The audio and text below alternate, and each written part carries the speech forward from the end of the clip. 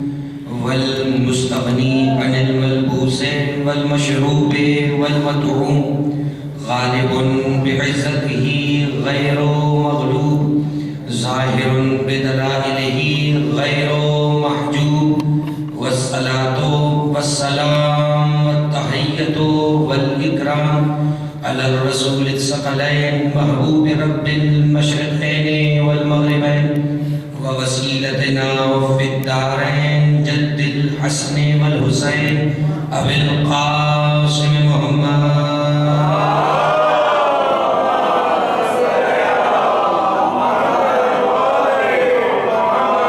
وآله الطيبين الطاهرين المعصومين المظلومين المنتجبين المنتخبين. أما بعد فقد قال الله سبحانه وتعالى في محكم كتابه المجيد وفرقانه الحميد وقوله الحق. بسم الله الرحمن الرحيم. من عمل صالحا من ذكر وأنثى وهو مؤمن فلنحيينه حياة طيبة ولنجزينهم أجرهم بأحسن ما كانوا يعملون. صلوات.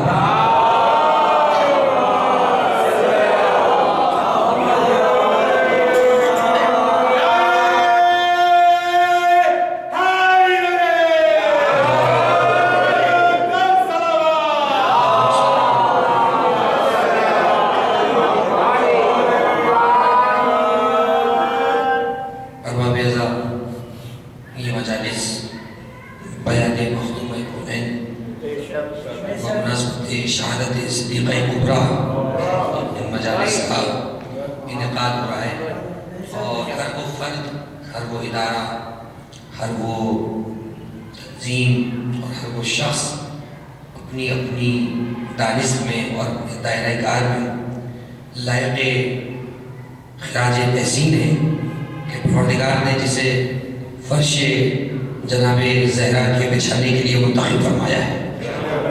اور ظاہر سی بات ہے کہ جو شخص بھی حسین کا عزادار اور فنا فی الحسین ہو، اس کے لیے ضروری ہے کہ وہ فنا فی زہرا بھی ہو. اس لیے کہ حسین وہ تحفہ ہے جو زہرا کے دروازے سے اس امت کو ملا ہے. حسین کے لیے فنا ہوتا ہے، وہ زہرا کے لیے بھی فنا ہوتا ہے. حسین کا فرش بچھاتا ہے وہ حسین کی مادر گرامی کا فرش بھی ضرور بچھاتا ہے. تو اسی مناسبت اور اسی نسبت کو ملحوظ رکھتے ہوئے اس مجلس کا انعقاد ہوا ہے. اور آپ حضرات نے مسلسل مجالس کا ایک سفر طے کیا، مسلسل خطبہ علماء و ذاکرین کے بیانات کو سنا، واعظین کی بات کو سنا، اور فضائل جناب زہرا سے ایمان کو تازہ بھی کیا، اور مسائل جناب زہرا سے اپنے غموں کا علاج بھی کیا. اس لیے کہ اگر ایمان کے اور عقیدے کے شیشے پہ گرد لگ جائے تو فضائل کی آبوہوا کے ذریعے اس عقیدے کی شفافیت بہت ضروری ہو جاتی ہے. تو یہ مجالس جہاں ہمارے غموں کا علاج بھی ہے، وہیں یہ مجالس اس بات کی تجدید بھی ہے کہ ہم کل بھی زہرا کے تھے، آج بھی زہرا کے ہیں.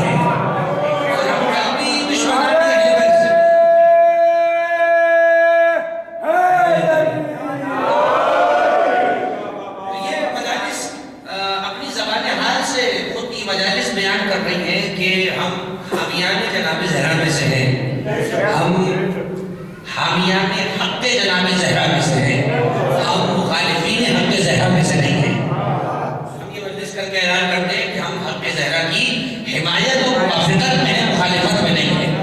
ہم فضائل زہرا کے اعتماد کرنے والوں میں سے ہیں، انکار کرنے والوں میں سے نہیں ہیں. یہ 3 روزہ، یہ 5 روزہ، یہ 20 روزہ، یہ 10 روزہ مجلسیں جناب زہرا کے فضائل کے باب میں ایک لکیر کے برابر شاید اضافہ ہو، اس لیے کہ جس کے فضائل کی کتاب عالم انسانیت کے شروع ہونے سے لے کر صبح قیامت تک پھیلی ہوئی ہو، ان میں یہ 3-5 مجالس کا اضافہ کر سکتی ہے. لیکن ہاں، ان مجالس کے ذریعے ہمارے ایمان میں اضافہ ضرور ہو جاتا ہے، اور ہمیں یہ معلوم ہو جاتا ہے کہ جس بیوی کی ہم دعا ہے، اگر اس کی دعا نہ ہو تو زمانہ ہمیں کچا کھا جائے، ڈھونڈنے کی کوشش بھی نہ کرے. یہ بڑے بڑے خبر سے جو ہمارے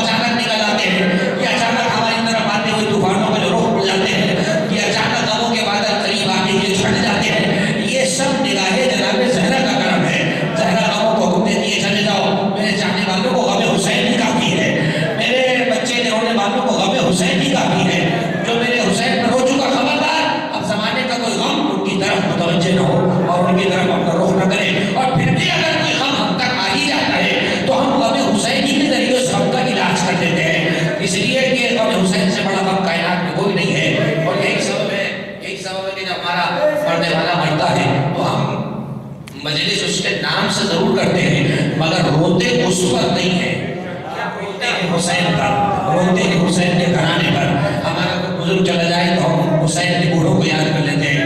ہمارے اگر کوئی گھر سے بچہ رخصت ہو جائے تو ہم زینب و ام کلثوم کے بچوں کو یاد کر لیتے ہیں. کوئی بہت نومولود بچہ چلا جائے تو ہم کبھی جناب رباب کی طرف دیکھتے ہیں، کبھی زہرا کی طرف دیکھ لیتے ہیں. اگر کوئی جوان رخصت ہو جاتا ہے اور جوان اگر اداس کر جاتا ہے، کسی فصل کو، اپنے گھر والوں کو اداس کر جاتا ہے، اپنے ملنے والوں کو چھوڑ جاتا ہے، تو یقیناً بڑا صدمہ تو ہے. لیکن ہم صبر کر لیتے ہیں کہ ہمارا مرنے والا جوان تھا، خوبصورت تھا، مگر اکبر سے زیادہ خوبصورت تو نہیں تھا، اکبر سے زیادہ خوبصورت تو نہیں تھا. ہمارے پنجاب میں ایک مومن، ان کا جوان بچے کا انتقال ہوا، اور جب جنازہ آپ کے لایا گیا تو سب لوگ کا انتظار جوان میت تھی، وہ بات نہیں ہو رہا تھا، آخر تک نہیں ہو رہا تھا. سب نے کہا کہ ان کو سکتہ ہو گیا ہے، کوشش کرو ان کو رلواؤ ورنہ ان کی طبیعت ٹھیک نہیں ہوگی. ان کے باپ کو سب نے کہا کہ بھئی آئیے بیٹے کو آخری مرتبہ دیکھ لیجیے. تو باپ نے یہ جملہ کہا کہ میں سمجھ رہا ہوں تم لوگ یہی سمجھ رہے ہو کہ شاید میری حالت خراب ہو جائے گی یا مجھے کچھ ہو جائے گا. مجھے سب معلوم ہے میرا بیٹا مر گیا ہے، اور یہ جوان تھا اور بڑا خوبصورت تھا میرا بیٹا، لیکن میں روؤں گا، لیکن زندگی میں مجھے اکبر کے رونے سے فرصت مل جائے بچے میں بھی رہوں گا. اور میں جب قبر میں اس جوان کو اتارنے لگے اور جب قبر بند ہونے لگی تو باپ نے ایک مرتبہ کہا کہ ذرا اس کے چہرے سے کپڑا ہٹاؤ. اور اب باپ نے اپنے جوان بچے کو دیکھا اور کہا کہ خوبرو لاکھ صحیح ہم شکل پیغمبر تو نہیں، یہ میرا اکبر ہے، علی اکبر تو نہیں. خوبرو لاکھ صحیح ہم شکل پیغمبر تو نہیں، یہ میرا اکبر ہے، علی اکبر تو نہیں. تو آپ دیکھیے کہ کیسے کیسے غموں میں ہمیں سہارا مل جاتا ہے اپنے حسین میں. نہ جانے اگر ہمیں حسین نہ ہوتا تو ہم کب کے مر گئے ہوتے، ہم پاگل ہو جاتے، زندگی گزارنا دوبھر ہو جاتی. سلام ان ماؤں پر کہ جن کے بچے حسین کی راہ میں قربان ہو جاتے ہیں، جن کے بچے جوانی میں اپنی جان کو جان آفری کے سپرد کر دیتے ہیں. یقیناً ماں باپ کے لیے سخت مرحلہ ہے، لیکن دیکھیں کربلا کی طرف، یاد کریں اکبر کے غم کو. پروردگار ہمارے تمام مرحومین کی مغفرت کرے. شان زہرا بنت نواب علی اور جمع سال دوست مرحوم حسن رضا نقوی شہید ابن مہدی رضا نقوی، پروردگار ان کی بھی درجات میں بلندی عنایت فرمائے، اور جنہوں نے ظلم کیا پروردگار ان کو ایسی عبرتناک موت سے دوچار کر کہ وہ موت مانگتے رہے مگر انہیں موت ملنے نہ پائے.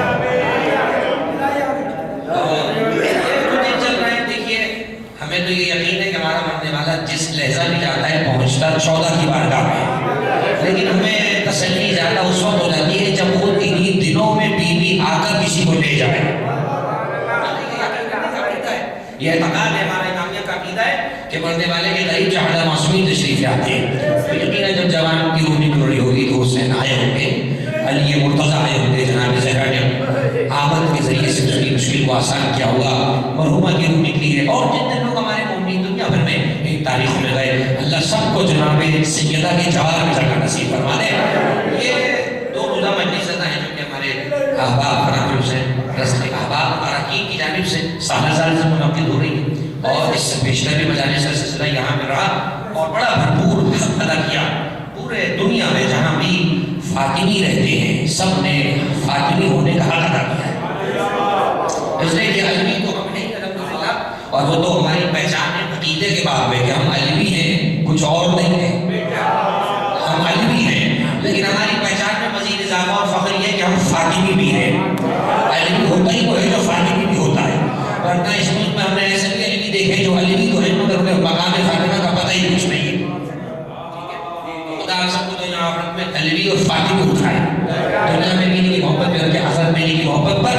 اس بیوی کا ذکر ہو رہا ہے کہ جس نے فضائل میں بڑوں بڑوں کو پیچھے چھوڑ دیا ہے، بلکہ یہ لفظ کہنا بھیجا نہ ہوگا کہ اس بیوی کا تذکرہ ہو رہا ہے کہ بڑوں بڑوں کو فضائل ملے ہی جس بیوی کے دروازے سے. یہ جملہ بھی آپ کو سننے کے قابل ہے. اس لیے کہ میری شہزادی کا لقب ہے ام الفضائل. ام الفضائل بڑا عام لقب ہے اور عام نہیں مانا جا سکتا، سنا ہوا ہے، اور تاریخ میں یہ لقب موسوم ہے، منسلک ہے، مربوط ہے شہزادی کونین سے. ام الفضائل، ام الفضائل. اب اس کا لفظی ترجمہ ہے فضائل کی ماں. یہ لفظی ترجمہ ہو گیا ماں فضائل ہے، فضیلت کی جمع فضائل. ام الفضائل کا ترجمہ اگر ہم کریں فضائل کی ماں، تو کیا مطلب فضائل کی ماں؟ ماں تو بیٹوں کی ہوتی، فضائل کی ماں کا مطلب کیا؟ اس کو سمجھنے کے لیے ایک جملے کو سمجھنا پڑے گا۔ قرآن مجید میں اللہ نے مکے کا نام ذکر کیا ام القرى، ام القرى چھوٹی والی یا کے ساتھ ام القرى۔ قرى کہتے ہیں آبادی کو، ام کہتے ہیں ماں کو۔ ترجمہ کریے آبادی کی ماں۔ سورہ فاتحہ جسے سبع مثانی بھی کہتے ہیں، سبع مثانی کہا جاتا ہے، فاتحۃ الکتاب کہا جاتا ہے، یعنی جس سے کتاب کا افتتاح ہوتا ہے۔ قرآن کا افتتاح کہاں سے ہو رہا ہے؟ سورہ فاتحہ سے ہو رہا ہے۔ اسے فاتحۃ الکتاب بھی کہتے ہیں، اسے سبع مثانی بھی کہتے ہیں، اور اسے ام الکتاب بھی کہتے ہیں۔ کتاب کا مطلب کتاب، ام کا معنی ماں۔ ترجمہ کریں ام الکتاب، کتاب کی ماں۔ تین تو میں نے آپ کو بتا دیا۔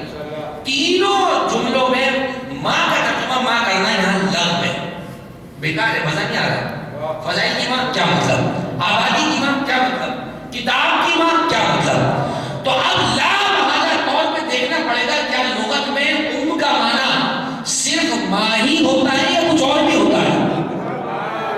لغت ڈکشنری ترکیب کتاب المنجد کو دیکھیں، الجوہری کی سیاح کو دیکھیں، ابن منظور کی لسان العرب کو دیکھیں، قاموس کو دیکھیں، اور جتنی لغت بڑی بڑی علماء لغت لکھ ڈالی۔ المنجد میں دنیا میں لغت کہتے کسی کی دسترس میں اس کو اٹھائیں، فیروز اللغات کو اٹھائیں، غیاث اللغات کو اٹھائیں، قاموس کو اٹھائیں، جتنی لغت کی کتابیں ہیں سب میں ام کا معنی صرف ماں نے لکھا۔ سب سے ام عربی کا لفظ ہے، تو جب عربی کا لفظ ہے تو معنی میں نہیں بتاؤں گا، معنی عرب بتائیں گے، جن کی زبان ہے وہ معنی بتائیں گے۔ عرب میں ام کا معنی صرف ماں نہیں ہے، عرب میں ام کا معنی ہے الاصل، المقصود، المطلوب۔ کسی چیز کے مرکز کو ام کہا جاتا ہے، کسی چیز کے مطلوب و مقصود اور حاصل کو ام کہا جاتا ہے۔ ماں کا ترجمہ نہیں کریں، ام کہا جاتا ہے۔ یعنی اگر مکے کو قرآن میں ام القرى کہا تو ترجمہ ویسے تو سمجھ میں آ رہا ہے آبادی کی ماں، لیکن یہاں ترجمہ آبادی کی ماں نہیں ہوگا۔ دیکھنا پڑے گا یہاں ام کا معنی کیا لیا جائے گا۔ تو مفسرین نے بتایا اللہ نے قرآن میں مکے کو ام القرى اس لیے کہا کیونکہ زمین پر سب سے پہلے فرش جہاں سے بچھنا شروع ہوا وہ زمین کعبے کی زمین ہے، وہاں سے اللہ نے زمین کو بچھانا شروع کیا ہے۔ اور سائنسدان بڑے حیران و پریشان ہے کہ جس جگہ سے میپ کو جا کر دیکھ لیں، مکہ معظمہ دنیا کا سینٹر بنتا ہے، دنیا کا مرکز بنتا ہے، چاہے کعبے کو مرکز مانے یا نہ مانے، لیکن مکے کی زمین دنیا کا سینٹر بنتی ہے۔ یہی سبب ہے کہ مکہ وہ زمین ہے جس کو اللہ نے سب سے پہلے پیدا کیا تھا، اس کے بعد زمین کا فرش بچھنا شروع ہوا۔ اور اب یہاں سے بات سمجھ آ گئی کہ مکے کو ام القرى کیوں کہا گیا؟ کیونکہ وہ ساری آبادیوں کی اصل ہے، مانیں گے اصل ہے، اس کے ذریعے سے پھر اللہ نے ساری زمین کا فرش بچھایا۔ اس لیے جب فرش بچھتا ہے تو کہیں سے تو بچھنا شروع ہوتا ہے، یہ فرش بھی بچھا تو کہیں سے تو بچھا ہوگا، ایسے تو نہیں کہ آسمان سے ہی آیا فرش زمین پہ گر گیا، کہیں سے بچھنا شروع ہوا، کہیں سے اٹھایا، کہیں سے بچھایا، تو زمین کا فرش بھی اللہ نے بچھایا تو خانہ کعبہ کے نیچے سے فرش بچھنا شروع ہوا اور زمین اللہ نے پھیلا دیا۔ یہ ہوا ام القرى کا معنی۔ یہ ام الکتاب سورہ فاتحہ کو کہا جاتا ہے، سورہ فاتحہ کتاب کی ماں یعنی قرآن کی ماں، مطلب کیا ہے؟ علماء نے فرمایا چونکہ سورہ فاتحہ کو سبع مثانی بھی کہا جاتا ہے، سبع کہتے ہیں سات کو، مثان نکلا ہے تانی سے، تان کہتے ہیں کسی چیز کو دہرانا، ریپیٹ کرنا۔ سبع مثانی وہ سورہ وہ آیت جو 7 مرتبہ قرآن میں مختلف لفظوں سے دہرائی گئی ہے۔ لفظ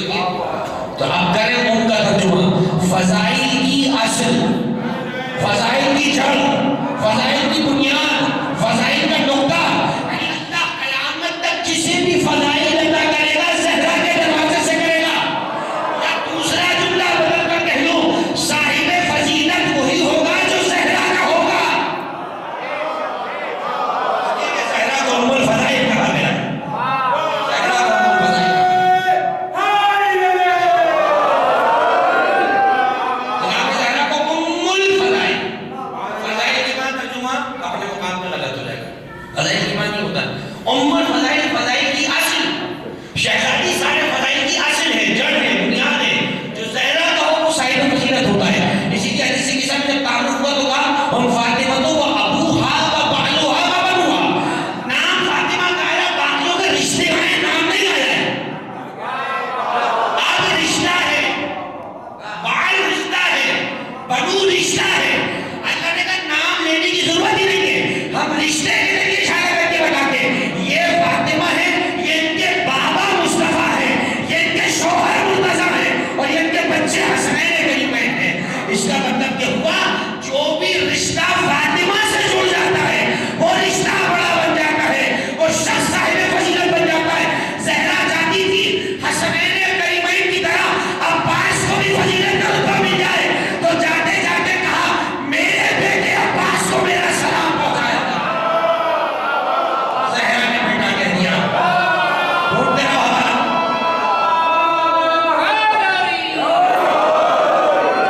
ڈھونڈتے رہو ہمارا. جا کر کے زہرا نے کہا بیٹا کہا نہیں ملے گا کہیں، اور نہ میں بتاؤں کو کہاں لکھا ہے. کیوں بتاؤں میں تمہیں بھائی؟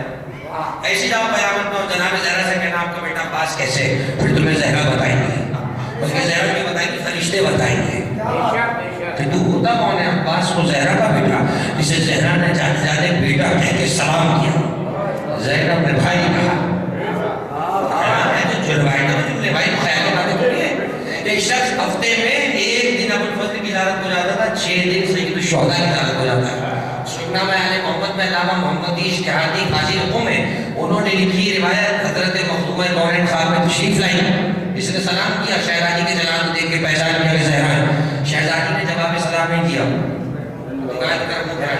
اس نے کہا بیوی کو غلطی ہو گئی، ہم ناراض ہے، جواب سلام نہیں دے رہی. شہزادی نے فرمایا تزور ابن حسین ولا تزور ابن عباس. میرے بیٹے حسین کی زیارت کو بہت جاتا ہے، میرے بیٹے عباس کی زیارت کو نہیں جاتا.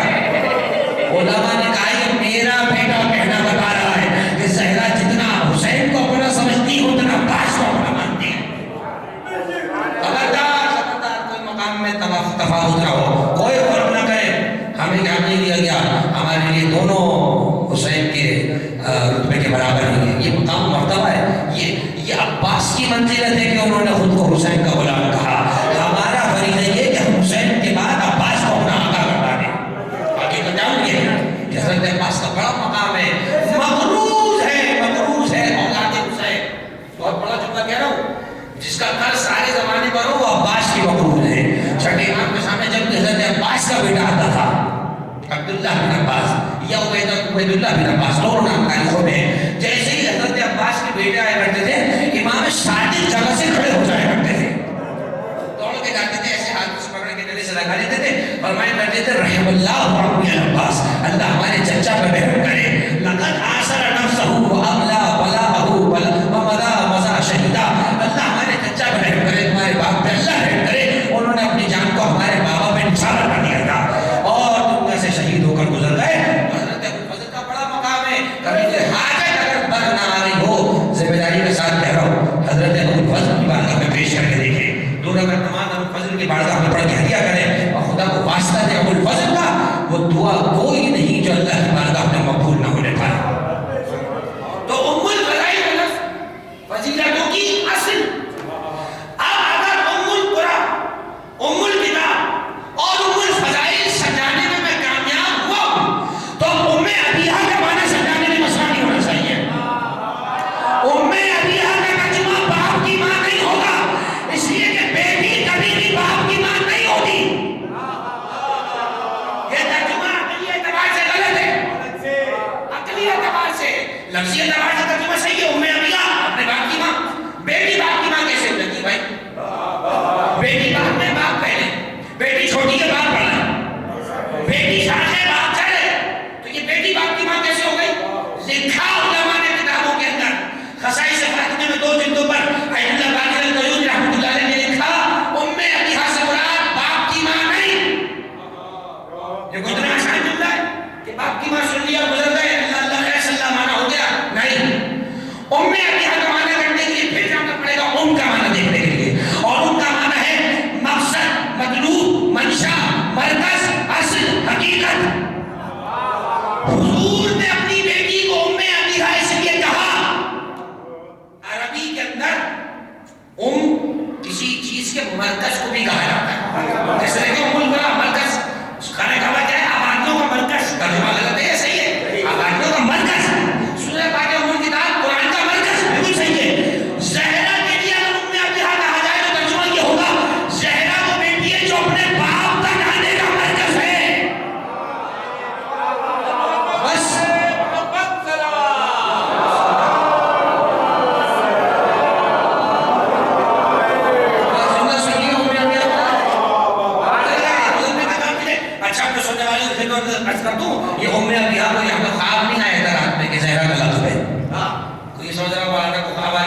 صبح کے بتا دیا کہ ام ابیہ زہرا کا لقب ہے.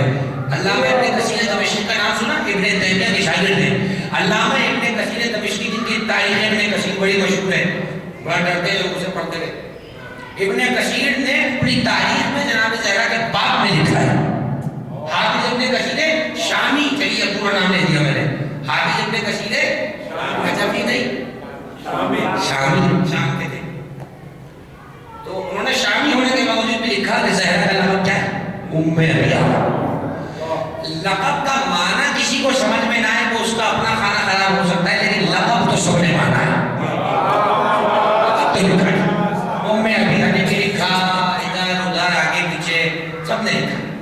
زہرا کا لقب کیا ہے؟ ام ابیہ. خدا کی قسم کھا کے کہتا ہوں جناب زہرا کے سارے فضائل کو ایک لمحے کے لیے ایک طاق پہ رکھ دیں, یہ ام ابیہ ہی میدان میں اکیلا کافی ہے.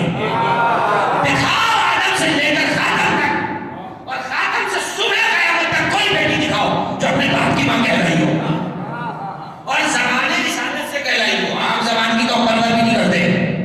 رسول نے اپنی زبان سے کہا اپنے باپ کی ماں. اب ترجمہ میں نے وہی کر دیا, یعنی اپنے باپ کی اصل, اپنے باپ کا مرکز, اپنے باپ کا مطلوب. یعنی ہر باپ وہ ہے جو بیٹی کو چاہتا ہے. یہ وہ بیٹی ہے جو اپنے باپ کو چاہتی ہے اور اس کا باپ اپنی بیٹی کو چاہتا ہے. وہ ایسا لگ رہا ہے, ایسا لگ رہا ہے کہ زہرا بنی تھی مصطفیٰ کے لیے, مصطفیٰ کو بنایا تھا زہرا کے لیے. ایسا لگ نہیں رہا ہے کہ روایت موجود ہے.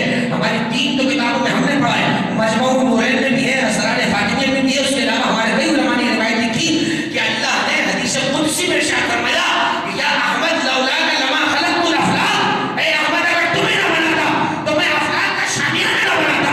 اور بنا لولا علی لما خلقتک, اگر علی نہ ہوتے تو مصطفیٰ تمہیں نہ بناتے. اور پھر دونوں کو مخاطب کر کے کہا لولا فاطمہ لما خلقتکما, اگر زہرا نہ ہوتی تو نہ مصطفیٰ ہوتے نہ مرتضیٰ ہوتے.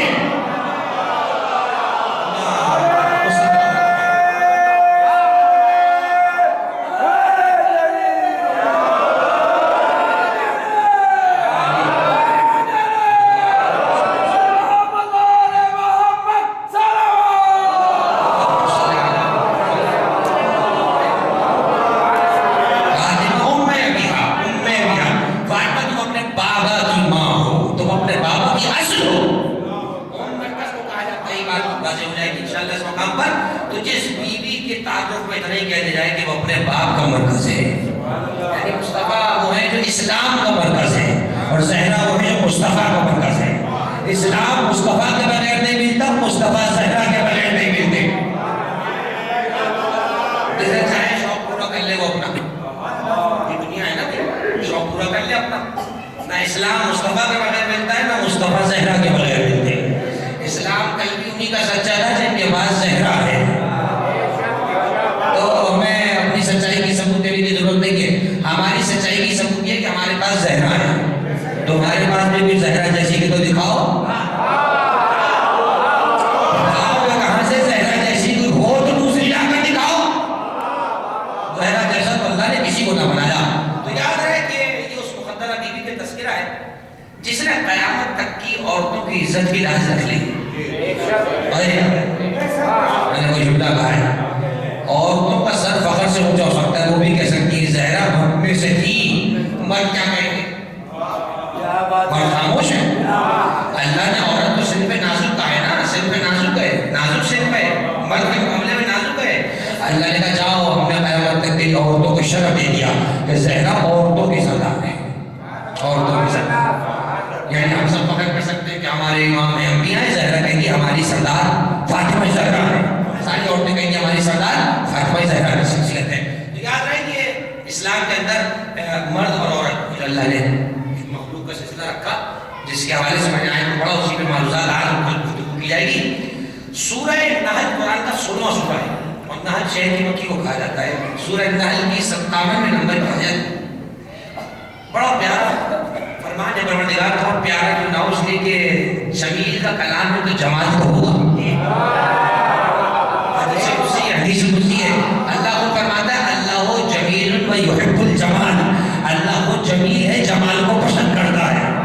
اپنی صفات کے حوالے سے خود خوبصورت ہے, خوبصورتی کو پسند کرتا ہے. تو ویسے تو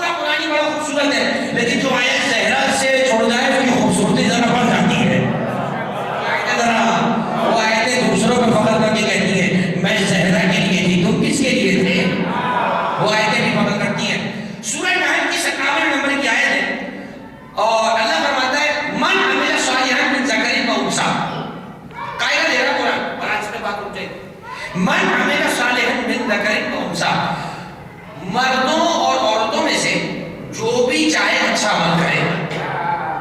من عمل صالحا، جو بھی مردوں اور عورتوں میں سے چاہے اچھا عمل کرے. وَهُوَ مُؤْمِنٌ، ہاں شرط یہ ہے کہ مومن ہو.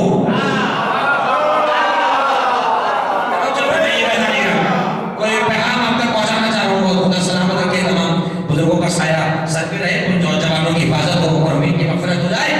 من عمل صالحا من ذکر و انثی، ذکر مذکر سے نکلا، انثی مؤنث سے نکلا، مذکر لڑکا اور مؤنث لڑکی.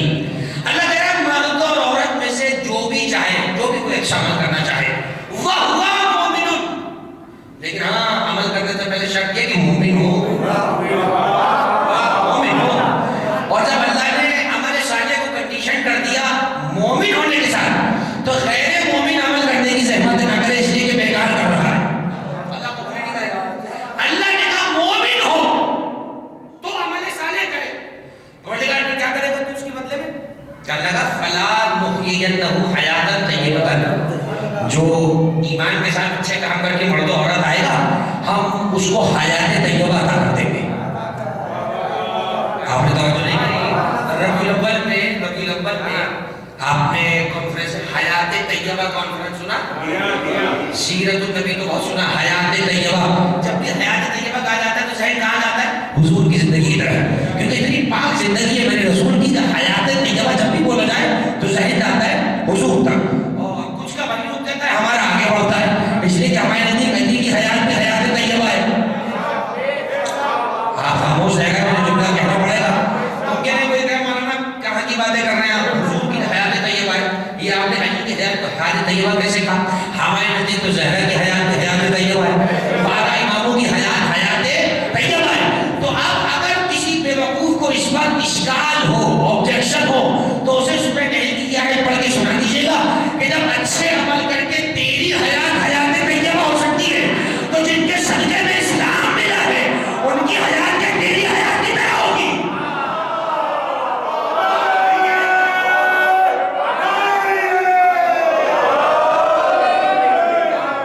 حیات طیبہ میں زیادہ پریشان نہیں کرنا چاہ رہا اپنے سننے والوں کو، دوستوں کو، بزرگان سے دعاؤں بتا ہی رہوں گا. حیات طیبہ کا لفظی معنی ہے بھائی پاکیزہ زندگی. بس اب وہ حیات طیبہ بولا ہے اتنا دیر حضور کے لیے کہ، اور ویسے بھی سچ ہے کہ حضور سے زیادہ طہارت والی زندگی کسی کی ہے نہیں، اور حضور کے بعد ان کے اہل بیت کی زندگی سے زیادہ طہارت والی زندگی کسی کی نہیں، اور اہل بیت کے بعد سب سے زیادہ طہارت والی زندگی انہیں کی ہے جنہوں نے اہل بیت کو فالو کیا ہے. میں جملہ کہنا چاہ رہا ہوں. اب آیت نے کہا سورہ کہل کے اندر جو بھی عمل صالح کر کے آئے، شرط یہ ہے کہ مومن ہو، ہم اسے حیات طیبہ دے دیں گے. پروردگار بس لگا نہیں، آگے بڑھی بات. وَلَا نَجْزِيَنَّهُمْ أَجْرَهُمْ بِأَحْسَنِ مَا كَانُوا يَعْمَلُونَ، ہم ان کو ان کے اچھے عمل کا بڑا بہترین بدلہ بھی دیں گے. انعامات کا تذکرہ کر رہا ہوں پروردگار، لیکن شرط یہ ہے کہ مرد اور عورت مومن ہو. اب ایک فرمائش کر رہا ہوں پروردگار سے، اور میں کر رہا ہوں، آپ نہ گھبرائیے. پروردگار یہ مومن ہونا ضروری ہے. کچھ ہم پیچھے ہٹتے ہیں، کچھ تو شرائط کم کر دیں، تو یہ شرط ہٹا دیں کہ مومن نہ ہو. تو پروردگار جواب دے گا مومن ہونا ضروری اس لیے کیونکہ مومن کا تعلق ہوتا ہے اس کے اعتقاد سے اور عقیدے سے، اور ہم عمل قبول جب کرتے ہیں جب عقیدہ درست رہا ہو. اور اگر عقیدہ ہی بیمار ہو تو نہ نمازیں دیکھتے ہیں نہ روزے دیکھتے ہیں. عقیدہ درست رہا ہو، اس کا مطلب نمازوں کی گنتی وہ گنوائے جو عقیدے میں پاس ہو چکا ہو، اور جو عقیدے میں ہی نکمہ رہا ہو وہ نہ نمازیں دکھائے گا نہ روزے دکھائے گا. اللہ کہے گا آپ نے شرط لگائی تھی اب ایمان کی، تمہارے پاس تو ایمان ہی نہیں ہے. اب ذرا دیکھتے رہیے ایمان کتنا لازمی شرط ہے.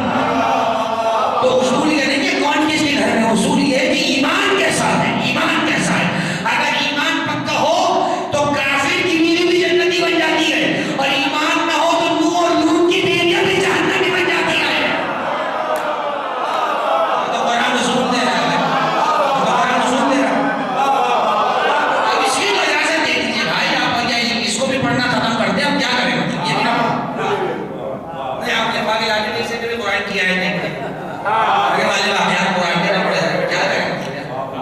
یہ تو قرآن میں لکھا ہے. قرآن اصول کی کتاب ہے بھائی, اصول بنا رہا ہے قرآن. اگر ایمان ہونا ضروری ہے, ایمان کے بغیر رتی برابر امن قبول نہیں کریں گے. ان کی نمازیں بہت تھیں مگر 10 محرم سے پہلے ایمان نہیں تھا. جب 10ویں صبح حسین کے خیمے میں ایمان ملا ساری نمازیں قبول ہو گئی.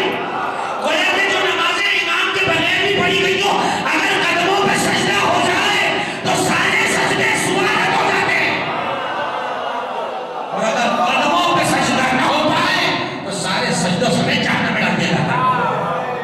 اللہ کہہ کون سا تم نے سجدے کر کے ہم پہ احسان کیا تھا؟ لالچ میں کر رہے تھے تو سجدے جنت کی لالچ میں, حوروں کی خواہش میں نہیں کرنا تھا سجدے.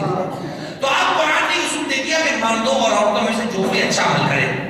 اب آپ جانتے ہیں مرد اور عورت دو صنف ہیں, دو مختلف جنسیں ہیں جو اللہ نے پیدا کی. کیا آپ نے کہیں سنا کہ نماز شب کا ثواب مرد کو زیادہ ملے گا عورت کو کم ملے گا؟ سنا. اچھا, مجلس کے بارے میں کہیں سنا آپ نے کسی عالم سے مولوی سے کہ مرد کو زیادہ ملے گا عورت کو کم ملے گا؟ اچھا, اور جتنی نیکی آپ صبح شام کرتے ہیں کہیں کوئی فاتحہ ایسا سنا, کوئی آیت روایت پڑھی ایسی کسی عالم کا قول سنا کہ مرد کو زیادہ ملے گا ثواب عورت کو کم ملے گا؟ ایسا نہیں.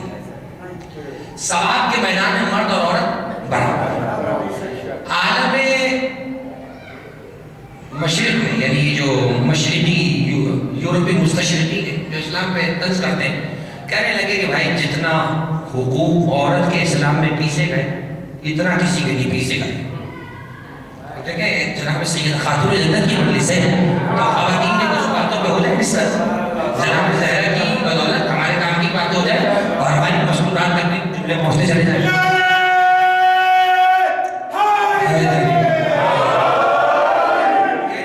کہنے لگے کہ اسلام نے بڑا پیسا ہے عورت کو, بڑا پیسا ہے. پہلے تو یہ کہتے ہیں گھر میں رہے باہر نہ نکلے پردے میں رہے. اور حالانکہ یہ کیا عجیب سی بات کر دی اسلام نے کہ مرد ایک وقت میں 4 کر لے. دوسرا اللہ بولا نہیں جا رہا, مرد ایک وقت میں 4 کر لے, عورت ایک وقت میں 4 مرد آرام نہیں کر سکتے, سوچنا بھی نہیں چاہیے. کہ لگے یہ کہاں کی بات ہوئی, یہ کون سی آزادی ہو بھائی؟ جب مرد کو آزادی ہے کہ ایک وقت میں 4 بیویاں رکھ سکتا ہے تو عورت کو کیوں منع کیا؟ وہ بھی ایک وقت میں 4 مرد رکھے نکالے. تو سننے میں تو بات برابر بھی لگی کہ بھائی برابر کا پلہ ہو جائے, لیکن ضرور نہیں ہر بات جو اچھی لگ رہی ہے وہ ٹھیک بھی ہو. اچھی بات کے پیچھے فوراً بھاگتے بھی نہیں, پاگل ہو گئے. ہم دیکھتے ہیں ہمارے مولا نے کیا کہا. اب یہ آج جو ان کو مشرق والوں کو آج سمجھا ہے مغرب والوں کو, تو کیا امام نہیں پتہ کی بات ہے؟ نعوذ باللہ. امام کے سامنے کسی نے پوچھا, چھٹے امام کے سامنے روایت ہے کہ علل الشرائع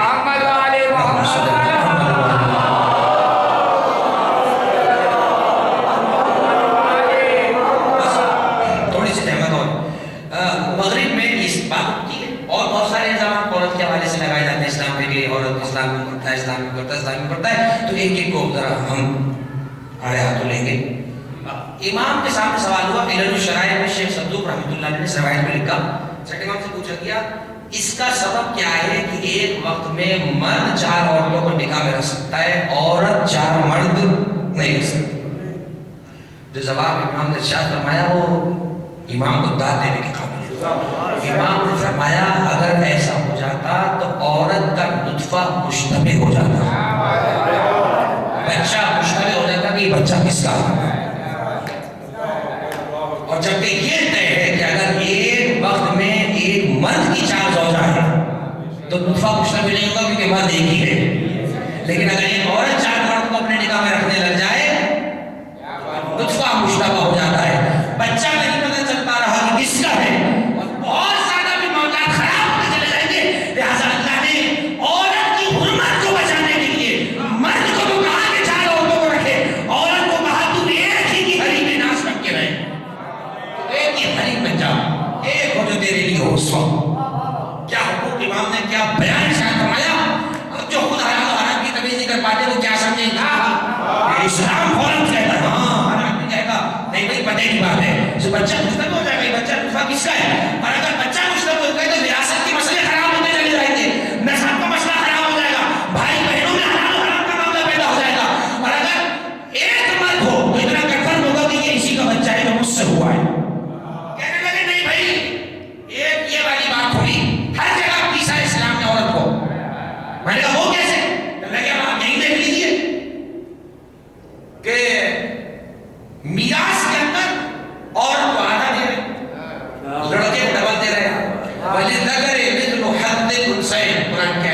حصہ کے اندر لڑکے کے لیے عورت کا 2 حصہ ہے، ڈبل ہے. کہنے لگے بتاؤ، عورت تو کمزور تھی، عورت کو ڈبل دینا چاہیے تھا اور مرد کو آدھا دیتے. پھر امام علیہ السلام کی زبان میں ارشاد فرمایا، امام نے فرمایا اسلام حقوق اور فرائض کو دیکھ کے حصے مقرر کرتا ہے. جس کے حقوق زیادہ ہو، جس کے فرائض زیادہ ہو، اس کے حقوق زیادہ ہوتے ہیں. جس کے فرائض کم ہو، اس کے حقوق کم ہوتے ہیں. یہ بتاؤ مرد کے فرائض زیادہ ہیں، عورت کے فرائض زیادہ ہیں؟ سب نے کہا مرد کے فرائض زیادہ ہیں.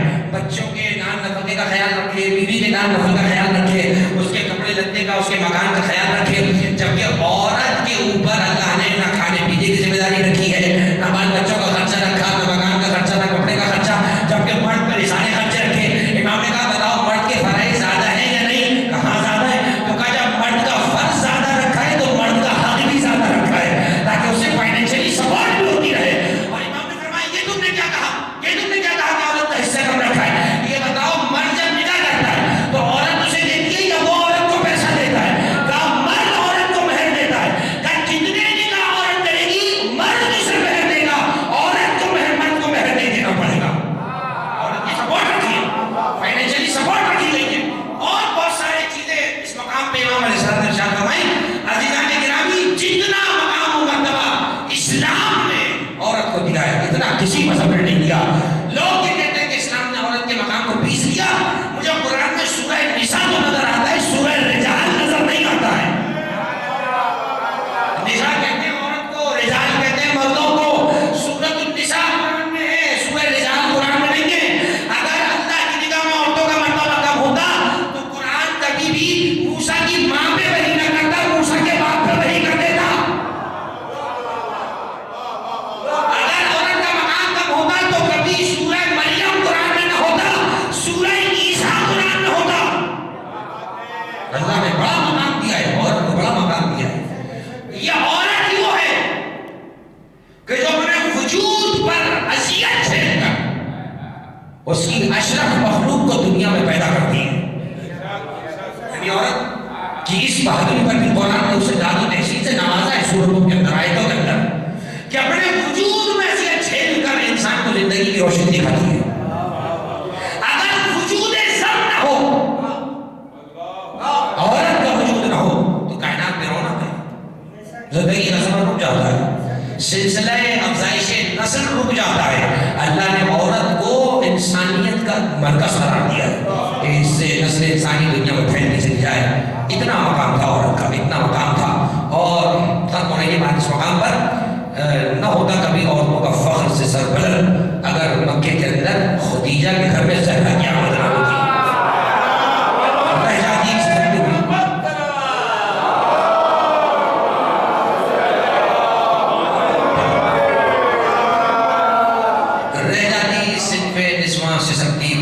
اگر جناب سیدۃ النساء نہ ہوتی، نہ ہوتا کوئی حمایت نسواں میں کھڑا اگر سیدۃ النساء نہ ہوتی. مکے کی وادی میں ایک چھوٹے سے گھر میں ایک بچی رحمت بن کے رحمت للعالمین کی گود میں آئی. بڑا غیر معمولی مقام ہے حضرت مختومہ کونین کا، انتہائی غیر معمولی مقام ہے حضرت سیدہ. حضرت خدیجہ ایک مرتبہ حضور سے کہنے لگی یا رسول اللہ یہ جو بچی میرے پاس ہے، میرے ساتھ ہے، جب آپ چلے جاتے ہیں مجھ سے باتیں کرتی ہے. حالہی یکلمنی ویؤنسنی ویحدثنی، یہ مجھ سے باتیں کرتی ہے، میرا دل بہلاتی ہے، اکیلے مجھ سے باتیں کرتی ہے. یعنی ظاہر ہوا ہے جو آنے سے قبل ہی اپنی ماں کے لیے باعث تسکین و سکینہ ہے، اپنی ماں کے لیے سکینہ قرار پانے، سرور قرار پانے کا مجھ سے باتیں کرتی ہے. اور فرمایا کہ میں محسوس کرتی ہوں کہ میرے ارد گرد فرشتوں کے جھوٹ ہیں جو مجھے سلام کر رہے ہیں. تو حضور نے کہا خدیجہ یہ سلام تمہیں بھی ہے اور تمہارے ذریعے سے زہرا کو بھی ہو رہا ہے. جو آنے سے پہلے جناب الہی سے سلام قبول کر رہی ہو، سوچیے وہ آنے کے بعد سلام اللہ علیہ نہ ہو تو کیا ہو.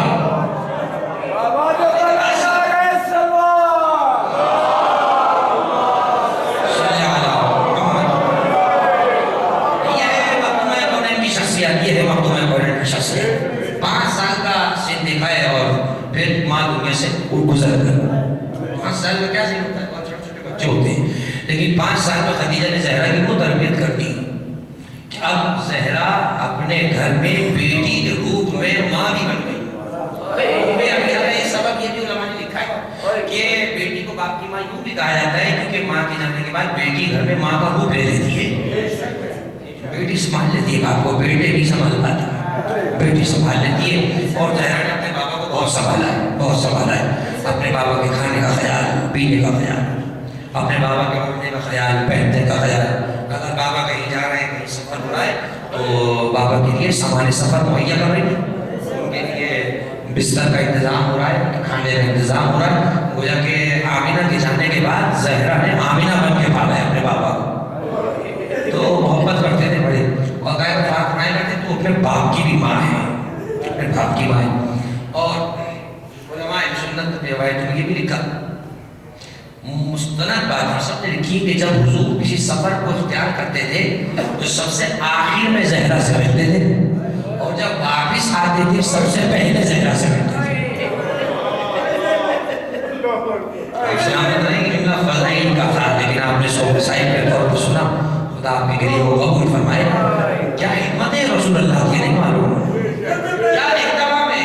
سفر میں جب آخری بندہ جس سے مل کے نکلتے تھے وہ اپنی بیٹی ہوتی تھی, آتے ہی جس سے ملتے تھے وہ اپنی بیٹی ہوتی تھی. علماء نے وجہ بیان کی, علماء فرماتے ہیں اس لیے حضور یہ اہتمام فرماتے تھے تاکہ جدائی کا عرصہ کم سے کم رہے. آخر میں زہرا سے ملوں تاکہ آنکھوں میں زہرا ہی رہے, اور آتے ہی آنکھیں ڈھونڈتی تھی کہ زہرا کہاں ہے, زہرا کہاں ہے. زہرا سے نپٹ جاتے تھے اور گھوم جاتے تھے. مکے میں طائف میں پتھر بھی مارے گئے حضور کو, گھر میں آتے تھے تو بیٹی نالین کو خون سے صاف کرتی تھی اور بابا کے زخموں کو صاف کرتی تھی. وہ کہتی تھی بابا یہ کیسے لوگ ہیں جو آپ کو نہیں پہچانتے, اجازت ہو تو میں ان کے لیے بددعا کر دوں. پر نہیں زہرا, تم بددعا نہیں کرنا, تم اللہ کو بہت عزیز ہو. اگر تمہاری زبان سے کلمہ بددعا نکل گیا تو خدا انہیں ہلاک کر دے گا. میں وہ وقت دیکھ رہا ہوں کہ ان کی آنے والی نسلیں میرا نام لے گی. بددعا نہ کرنا. احد کے میدان میں سن لیا کہ قد قتل محمدہ, کہ محمد کو نعوذ باللہ قتل کر دیا گیا, تو خیمے سے دیوانہ وار ایک مرتبہ نکل آئی اور آوازیں دیتی جا رہی ہیں, اے نبی, اے نبی, میرے بابا کہاں ہیں, میرے بابا کہاں گئے. ایک مرتبہ لوگوں نے ہجوم میں حصار میں لیا, جناب سیدہ کو کہا بی بی جنگ ہو رہی ہے, آپ باہر کیسے آئیں. کہا میرے بابا کو مار دیا گیا, زہرا خیمے میں کیسی بیٹھی رہ جائے. ایک مرتبہ حضور پہ نگاہ پڑ گئی, لپٹ گئی اپنے بابا سے, لپٹ گئی جناب زہرا. کہا بابا میں نے سنا آپ کو مار دیا گیا ہے. زہرا سے رہا نہ گیا, دیکھا کہ دندان مبارک شہید ہے, ہونٹوں سے خون نکل رہا ہے. اپنی پاک چادر سے بابا کے خون کو صاف کیا اور وہیں لے کر کھانا بیٹھ گئی. کہا بابا 3 دن سے جنگ لڑ رہے ہیں, کچھ کھانا نہیں کھایا ہے. بابا کو کھانا تو کھا لیجیے, ایک دیوارہ تو کھا لیجیے. آواز دے گا زہرا کہ تم نے کھانا کھا لیا. کہا بابا جب سے آپ بھوکے ہیں تب سے زہرا بھی بھوکی ہے, لہٰذا آپ پہلے کھائیں تو زہرا کھائیں. ایک نوالا باپ نے بیٹی کو دیا, ایک نوالا بیٹی نے باپ کو دیا. ہاں زدارو یہی وہ زہرا ہے, یہی وہ زہرا ہے کہ جس نے ہر لمحہ رسول کا خیال رکھا. لیکن نہ جانے رسول جب دنیا سے جا رہے تھے, ایک مرتبہ زہرا کے زانوں پہ سر تھا, زہرا کے زانوں پہ سر تھا. رسول نے ایک مرتبہ غش سے آنکھوں کو کھولا. روایات اہل سنت میں لکھا ہوا ہے کہ ایک مرتبہ رسول اللہ نے کان میں جناب سیدہ کی کچھ کہا, جناب سیدہ کے کان میں کچھ کہا. راوی کہتا ہے جناب سیدہ رونے لگی, جناب سیدہ رونے لگی. ایک مرتبہ آواز دے کے کہا کہ روتی کیوں ہو. کہا کہ میرے بابا نے کہا تھا, میرے بابا نے کہا تھا کہ تم میرے بعد کہو گی سب سے پہلے مجھ سے آ کر ملو گی, تم سب سے پہلے مجھ سے آ کر ملو گی. اور رسول نے جانے سے پہلے زہرا کو خبر دے دی تھی عزادارو, لیکن رسول کو کیسے یہ بات سمجھ میں لائی جائے, کیسے یہ بتلایا جائے گا. رسول اللہ آپ نے جسے جاتے جاتے